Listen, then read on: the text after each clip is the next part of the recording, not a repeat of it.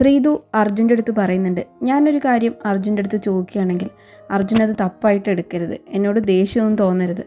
ഇല്ല, എനിക്ക് ദേഷ്യമൊന്നും തോന്നില്ല, നീ പറഞ്ഞോ എന്ന് പറയുന്നുണ്ട്. ഞാൻ പറയാം.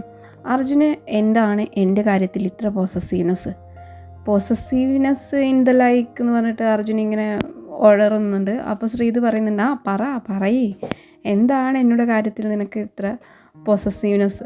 അത് ഞാൻ പറഞ്ഞ വേർഡല്ല, നീയല്ലേ പൊസസീവ്നെസ് എന്ന് പറഞ്ഞ വേർഡ് ഇട്ടത്. എനിക്ക് അങ്ങനെയൊന്നും ഉണ്ടായിരുന്നില്ല, ചെറുതായിട്ടുണ്ടായിരുന്നുള്ളൂ. നീ പിന്നെ പറഞ്ഞ് അതിങ്ങോട്ട് വലുതാക്കിയതാണ്. നീ വിഷയം മാറ്റണ്ട, നമ്മുടെ മാതിരി പറയുന്നുണ്ട്. അപ്പോൾ അർജുൻ പറയുന്നുണ്ട്, അത് നമുക്ക് ഫ്രണ്ട്സിൻ്റെ അടുത്തൊക്കെ തോന്നില്ലേ, ബെസ്റ്റ് ഫ്രണ്ട്സൊക്കെ ആയിരിക്കുമ്പോൾ. ഇപ്പം എനിക്ക് ബൈക്കുണ്ട് സ്വന്തമായിട്ട്, അത് വേറെ ആരും ഓടിക്കുന്നത് ഇഷ്ടമല്ല. പിന്നെ എൻ്റെ ഡ്രസ്സുണ്ട്, അത് വേറെ ആർക്കും കൊടുക്കുന്നത് എനിക്കിഷ്ടമല്ല. ഡ്രസ്സിൻ്റെ ലൈക്ക് ചില ഡ്രസ്സുകൾ വേറെ ആർക്കും കൊടുക്കുന്നത് ഇഷ്ടമല്ല. അങ്ങനെ എൻ്റേതായിട്ടുള്ള സ്വന്തമുള്ള ഒന്നും എനിക്ക് വേറെ ആർക്കും കൊടുക്കുന്നത് ഇഷ്ടമല്ല. അപ്പോൾ അതുപോലെ തന്നെ നീ വേറെ അടുത്തെങ്കിലും പോയി സംസാരിക്കുന്നതും കൂടുതൽ മിങ്കിൾ ചെയ്യുന്നതൊന്നും എനിക്ക് താല്പര്യമില്ല. നീയാണെങ്കിൽ എപ്പോഴും ആ ഒരു വ്യക്തിൻ്റെ പേരിങ്ങനെ ഇടയ്ക്കിടയ്ക്ക് ഇങ്ങനെ പറയുകയും ചെയ്യും, കളിയാക്കിയിട്ടാണെങ്കിലും. അപ്പോൾ അതെനിക്കങ്ങനെ ഇഷ്ടമായില്ല.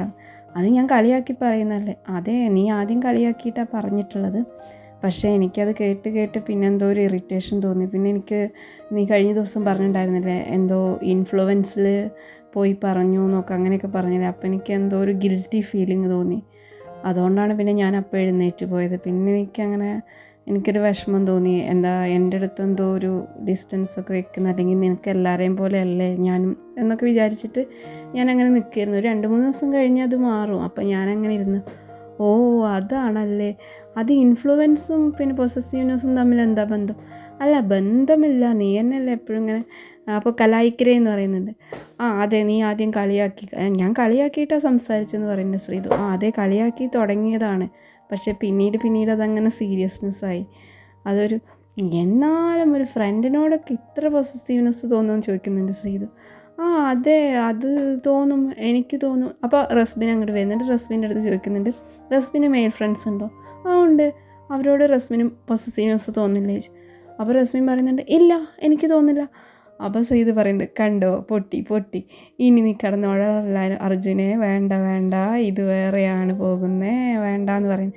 അപ്പോൾ ശ്രീതുവിന് വ്യക്തമായിട്ടറിയാം അർജുന് ഫ്രണ്ട്ഷിപ്പ് അല്ല, അതിൻ്റെ മുകളിലുള്ള ബന്ധമാണ് നന്നായിട്ട് അറിയാം. വെറുതെ അർജുനെ പോയിട്ട് ചൊറിയുക, വെറുതെ അർജുനെ ദേഷ്യം പിടിപ്പിക്കാൻ വേണ്ടിയിട്ട് നടക്കുക, ഇതൊക്കെയായിരുന്നു ഫുള്ള് ചെയ്തുകൊണ്ടിരിക്കുന്നത്. അവർ ബെസ്റ്റ് ഫ്രണ്ട്സ് എന്നൊക്കെയാണ് പറയുന്നത്. പക്ഷേ ഒരു ഓവർ പൊസസീവ്നെസ് ആയിട്ടാണ് അർജുൻ്റെ പാർട്ടിയെന്ന് തോന്നുന്നത്. ശ്രീതു ആണെങ്കിലും എല്ലാവരുടെ അടുത്തും നല്ല ഫ്രണ്ട്ലി ആയിട്ട് എല്ലാവരുടെ അടുത്തും പോയി സംസാരിക്കുന്നുണ്ട്. ആരുടെ അടുത്തും പ്രത്യേകിച്ച് അങ്ങനെ ഗ്രഡ്ജസ് ഒന്നും വെക്കുന്നില്ല. ജാസ്മിൻ്റെ ചില ആക്റ്റുകൾ ഇഷ്ടമല്ല എന്ന് പറഞ്ഞാലും പിന്നെ ജാസ്മിൻ്റെ അടുത്ത് പോയിട്ട് ഫ്രണ്ട്ലി ആവുന്നൊക്കെ ഉണ്ട്. പക്ഷേ അർജുൻ്റെ അടുത്ത് കൂടുതലൊരു ഇൻറ്റിമസിയും കാര്യങ്ങളൊക്കെ ഉണ്ട്.